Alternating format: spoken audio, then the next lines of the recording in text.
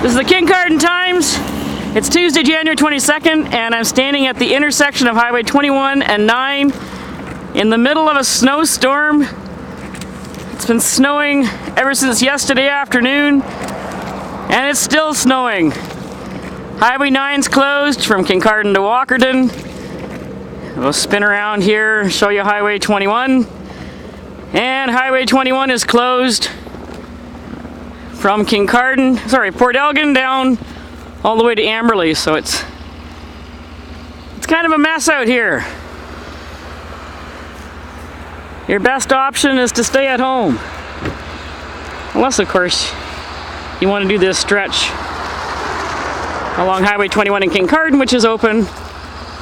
And maybe go to Sobeys and get yourself some groceries. Go downtown and shop. You can do that too. The Kincardine Times capturing the weather.